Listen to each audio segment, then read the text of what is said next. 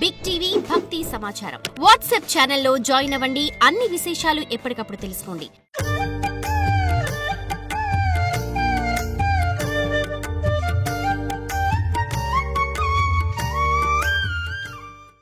ధ్యానమే తపస్సు, భగవన్ నామమే తపస్సు, భజనే తపస్సు, 10 మందికి అన్నదానం చేయటమే తపస్సు. అంతే తపస్సు, అంతే.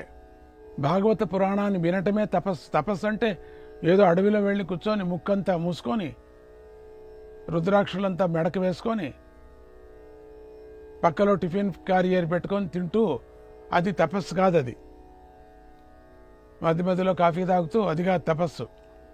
ఫ్యాన్ వేసుకొని తపస్సు, ఏసీ వేసుకొని తపస్సు. అది తపస్సు కాదు. బండలు రాళ్ళు గుండ్లు అవి కాదు. తపస్సు అంటే నిలిచిపోవటం, అంతే. మనస్సు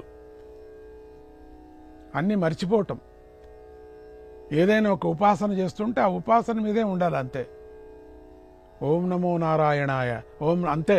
దాని మీదే ఉండిపోవాలి. ఓం నమో నారాయణ అని కదులుతూ ఉంటుంది, మనసు అంతా ఎక్కడెక్కడో పోతూ ఉంటుంది. ఊరికి శ్రమ, అంతే. బుద్ధి చెడిపోతుంది. ఆ బాలకుని యొక్క తపస్సు చిరకాలం కొనసాగింది.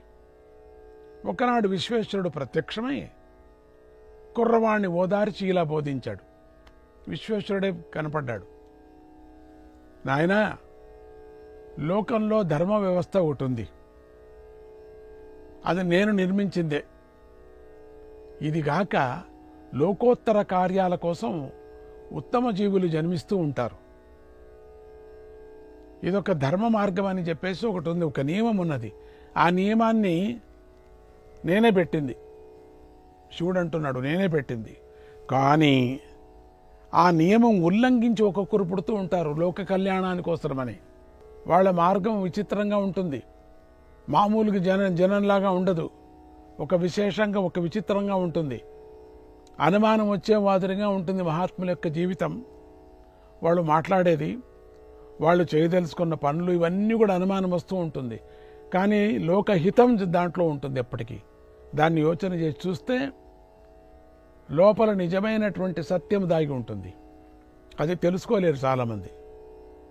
వారు చేయవలసినటువంటి పనులు కూడా లోకాతీతంగా ఉంటాయి, ఆ మహాత్ములు చేసేటువంటిది. వారి ముక్తి విధానం కూడా లోకాతీతమే, ఆ మహాత్ముల యొక్క తత్వము. నీ తల్లి, నీవు కూడా ఆ కోవలోని వారు. మీరు లోకాతీతమైనటువంటి వాళ్ళు. మీరు ఈ మనుషుల లెక్కలో చేరలేదు. మీరు నీవు చేయవలసిన మహత్తర కృత్యం ఒకటి ఉంది. చాలా ఒక పెద్ద పని ఉంది నీవు. అందుకని నేను ఇట్లా పుట్టించాను. నువ్వు ఇక్కడి నుంచి బయలుదేరి శ్రీశైలానికి పశ్చిమ ద్వారమైన హలంపురానికి వెళ్ళు. దాన్ని దక్షిణ కాశీ అంటారు. ఏం స్వామీజీ, దక్షిణ కాశీ అని చాలా చోట్ల చెప్తారేనే. అవును, చెప్పవచ్చు. దానికి ఎందుకు చెప్పకూడదు? ఈ దక్షిణమంతా దక్షిణ కాశీ అని ఎందుకు అనుకోకూడదు? శివుడు ఎక్కడున్నాడో అక్కడే దక్షిణ కాశీ. ఈ దక్షిణంలో ఎక్కడెక్కడ శివాలయాలు ఉన్నాయో అవన్నీ దక్షిణ కాశీనే. ఎందుకు అనుకోకూడదు? ఇవంతా దక్షిణ కాశీ అని అనుకోవచ్చు. కాశీ, శివుడు ఎక్కడున్నాడో విష్ణు అక్కడున్నాడు. ఇదంతా విష్ణులోకమే అని చెప్పుకోవచ్చు అన్ని చోట్ల కూడా. ఇక్కడున్నాడా, ఎక్కడ లేడా? ఇక్కడ ఉండే పాండురంగడు అక్కడ ఉన్నాడు, అక్కడ ఉండే పాండురంగడు ఇక్కడ ఉన్నాడు. మన భజనలోనే ఉంది. అక్కడ ఇక్కడ అన్ని చోట్ల ఉండేటువంటి వాడు ఇక్కడ లేడని చెప్పండి, చూస్తాం. అక్కడ ఉండిపోతాం మనం. లేదే, అన్ని చోట్ల ఉన్నాడు. ఇక్కడ కాశీలో ఉత్తర వాహిని గంగ ఉన్నట్టే అక్కడ హలంపురంలో ఉత్తర వాహిని తుంగభద్ర ఉందయ్యా. అక్కడ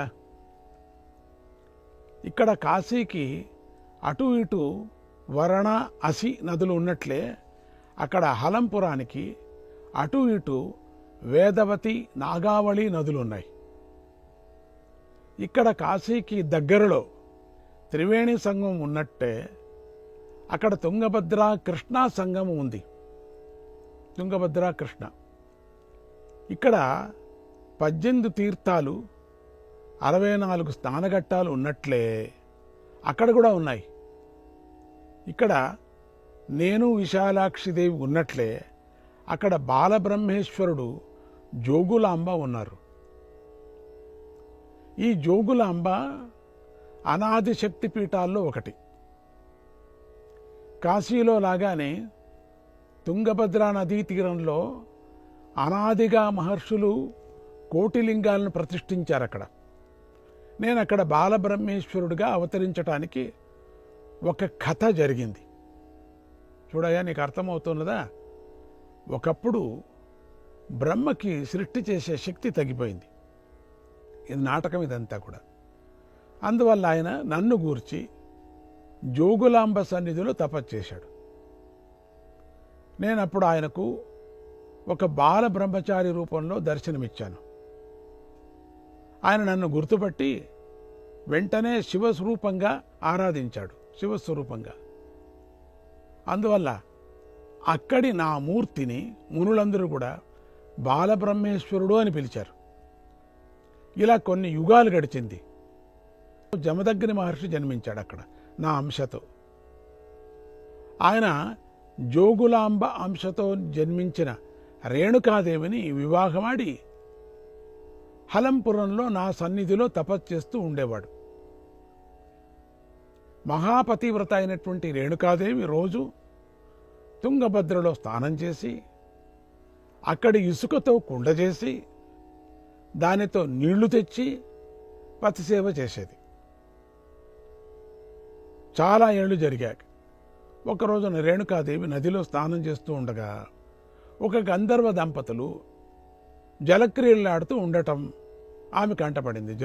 అక్కడ గంధర్వ దంపతులు వారి ఐశ్వర్యానికి ఆశ్చర్యపోతూ ఆమె అలా చూస్తూ ఉండిపోయింది. ఐశ్వర్యం అంటే ఏదో కొంత పెద్దగా డబ్బు అదంతా ఉందని కాదు. ఐశ్వర్యం అంటే వాళ్ళ యొక్క సౌందర్యానికి, వాళ్ళ యొక్క ఆటలు ఆడేటువంటి చక్కదనానికి, వాళ్ళు చేసేటువంటి అక్కడ ఆ డ్యాన్స్ అంటే నృత్యం చేసేటువంటి విధానాన్ని ఐశ్వర్యం అంటారు. ఇప్పుడు మనం విభూతి పెట్టుకొని విభూతి ఐశ్వర్యం అన్నట్టు, నామం పెట్టుకొని నామమే ఐశ్వర్యం అన్నట్టు. కొంతసేపటికి తెలివి వచ్చి గబగబా స్నానం ముగించింది. ఇసుకతో కుండ చేయబోగా ఆ రోజు కుండ తయారు కాలేదు. ఇసుకతో మామూలు కుండ చేసేది, కొత్త కొత్త కుండలు. ఆ ఇసుకతో పతిభక్తి అటువంటిది ఆవిడికి. ఆ ఇసుకలో కుండలో ఆ కుండ నుంచి నీళ్లు తీసుకువెళ్ళేది. కానీ ఆమె కంగారు పడి విశేషంగా ధ్యానించి ఎలాగోలాగా కుండ తయారు చేసి ఎట్లనో నీళ్లు తీసుకువెళ్ళింది. నానా తంటాలు పడి ఆ రోజు ఇంటికి వెళ్ళేసరికి భర్త ఉగ్రుడై ఉన్నాడు. కుండ తయారు చేయటంలో ఆలస్యం ఎందుకు జరిగిందో ఆయన గ్రహించి ఆగ్రహంతో పుత్రులను పిలిచి ఈమె తలను నరికివేయమన్నాడు. మొదటి నలుగురు దానికి అంగీకరించలేదు. నలుగురు కూడా. ముని మరింత మహోగ్రుడై 5వ పుత్రుడైన పరశురాముణ్ణి పిలిచి తల్లిని అన్నలను కూడా నరికివేయమన్నాడు. మహామేధావైనటువంటి పరశురాముడు తండ్రి భక్తి అరక్షణంలో ఏదో ఆలోచించి కన్ను మూసి కన్ను తెరిచే లోపల 5 తలలు నరికేశాడు. పూర్తిగా చల్లపడిపోయిన జమదగ్ని మహర్షి కొడుకును కౌగిలించుకొని ఇష్టం వచ్చిన వరం కోరుకోమన్నాడు. చాలా సంతోషపడ్డాడు, నా మాట విన్నావే అని. అప్పుడు అన్నలను తల్లిని బ్రతికించు, జరిగిన సంఘటనల వారికి గుర్తు లేకుండా చెయ్యి అన్నాడు పరశురాముడు. జమదగ్ని పరశురాముడి తెలివికి ఆశ్చర్యపోతూ తథాస్తు అనేశాడు. అన్నలు బతికారు. రేణుకాదేవి మొండెం కదలసాగింది. తల బతికింది, కానీ ఎందుకో ఆ తల వచ్చి మొండానికి అతుక్కోవటం లేదు. జమదగ్ని ఆశ్చర్యపోయాడు. ఏమిటా అని చూసేసరికి రేణుకాదేవి శిరస్సు కుండలు చేసేవారి చేతిలో ఉంది. అంటే ఆ నరకటంతోనే ఆ తల వెళ్ళి కుండలు చేసేవాళ్ళ దగ్గర వెళ్ళిపోయింది.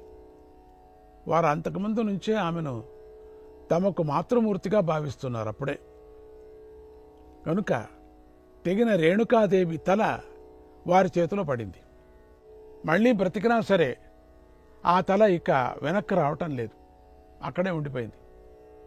ఇది గమనించిన జమదగ్ని మహర్షి రేణుకాదేవి మొండెమను బాలబ్రహ్మేశ్వర స్వామికి ఎడమ వైపున భూదేవిగా స్థాపన చేశాడు.